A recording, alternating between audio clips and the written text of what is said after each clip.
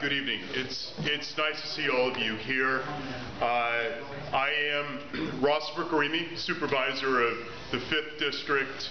I represent probably one of the most diverse districts, the 5th District. My western border goes all the way out to 19th and Kirkham. My eastern border, in the Sunset that is, and my eastern border goes out to Gough Street near City Hall. My northern border is California, and my southern border is Waller. When I came into office as a supervisor, I've been working for the district attorney's office for 9 years. I came in and I inherited the western addition to Visadero, Hayes Valley, Lower Haight area in our district that had notoriously the second highest homicide rate, violent crime rate in the city, holding steady for 20 years. I ran on the premise that I'm going to take back our streets. I'm going to reclaim our communities from violent crime, and I'm going to do it through community policing, and I'm going to do it through service programs that will be lasered into public housing. And you know what? My district has the highest drop in violent crime citywide, holding 3 years. If you've ever been to Visadero recently, it's my comeback kid story between Haight and Gary. And what's special about that? It's not gentrification. We've been able to retain the mom and pop populism on Visadero. On the Fillmore corridor, south of Post and Gary, getting over the invisible Berlin Wall between Gary that separates Japantown from the African American community of the Western Addition. We've also been able to help reinvest in the economic vitality of the Fillmore community as well too. Same with Lower Haight. What this race is about for sheriff is not who can out-cop each other. I know I have 2 opponents who have a seasoned track record in law enforcement.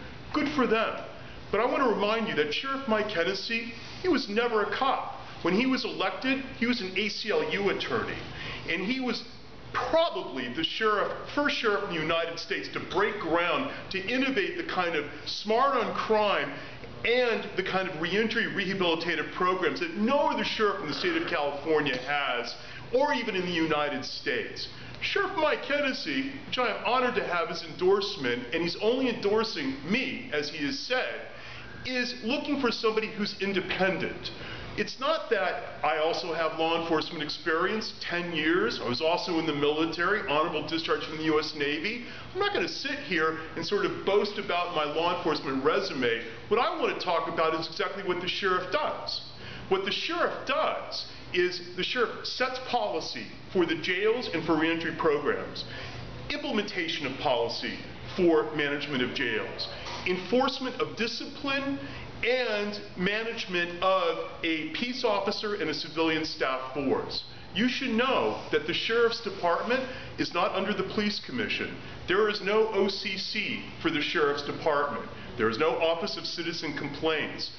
The person who administers disciplinary regulations is the sheriff themselves. And let me tell you, if you have somebody who's the former president of the police union, who fought against consent decree and police reform and accountability, then I would not believe they were necessarily going to maintain that level of independence over law enforcement.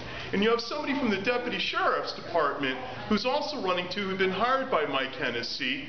I would also like to stress the fact that this is not just about protecting deputy sheriffs. What this is about is recognizing the fact that Sheriff Mike Hennessy has probably done more for black and brown people than any other politician in San Francisco in recent history. Why? Because the majority of the clientele in the county jail, in the jail system, are the same people who come back to communities like the Tenderloin, the Western Addition, Bayview, Sunnydale, Visitation Valley, Soma, Ingleside, and the other communities that happen to be the most pronounced in distress for public safety, and also happen to be the same communities that are economically distressed.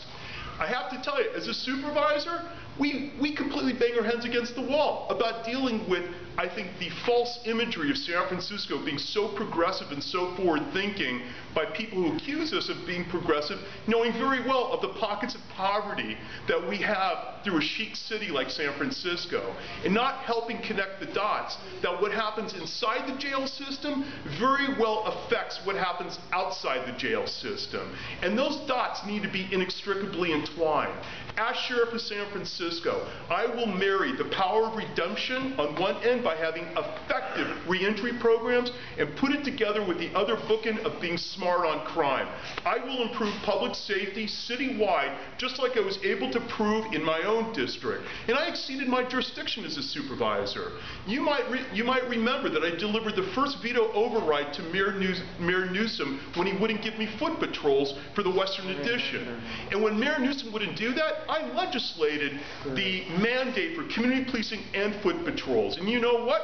The byproduct, the consequences of it, was clear and the correlation vivid. We were able to bring down crime rates, build trust where a community has trust that has been notoriously thin between police, government, and them, and we've been able to show a level of collaboration that hadn't existed before.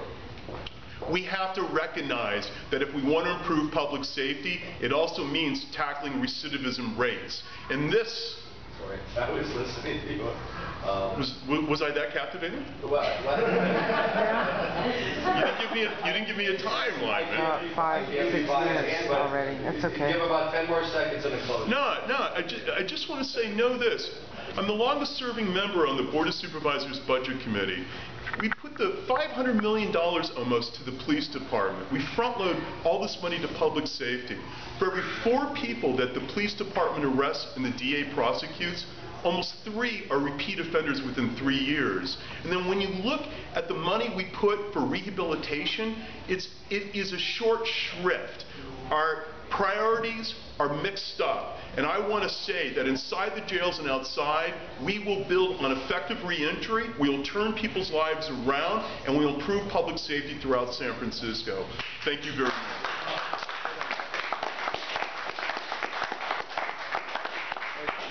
Thank you for your time. Thank you. Okay.